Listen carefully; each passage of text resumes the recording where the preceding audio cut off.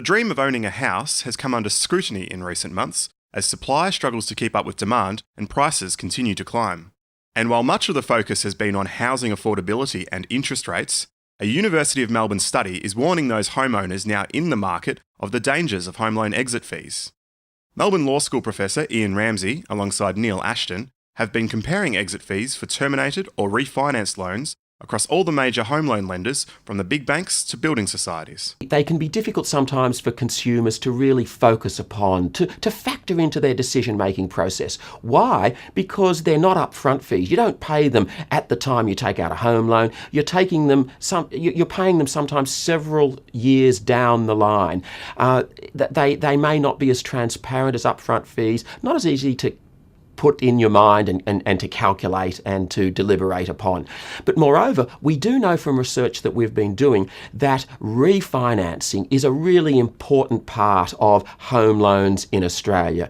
Refinancing is a very significant, very high proportion of all financing for home loans in Australia. So therefore, exit fees automatically assume a high degree of importance. Of the 200 loan products surveyed, credit unions and building societies were found to have the lowest exit fees, while non-bank home loan providers had the highest. Credit unions and building societies also have a lower percentage of loan products without fees, particularly when compared to the big banks. Well, it's hard to work out precisely why there is a difference, but we do, for example, consider that one might be that there's perhaps some more competitive tension with the large banks. Clearly, the large banks have been reducing their exit fees, whereas the non-ADI home loan providers really haven't changed from over a period of 2 years with the amount of fees that they charge. Professor Ramsay says that while costs appear to be getting marginally better compared to 2 years ago, changes to credit regulation mean that consumers are set to be better protected from excessive fees. Consumer credit regulation is going from the state level, where it's typically been regulated, to the national level. A new act, the National Consumer Act, was passed late last year and is coming into operation throughout 2010.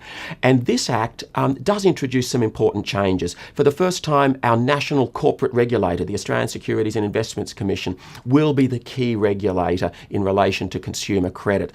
Moreover, those who provide finance must all be licensed. With the big banks reducing their exit fees, the non-ADI home loan providers, they've always been an outlier, but they are more and more looking to be right out there on the margin.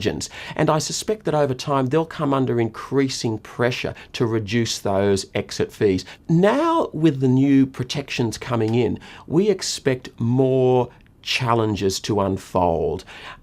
We saw only a few challenges in the past. Part of the reason for this is there was some doubt about whether or not consumers could always challenge a number of these exit fees.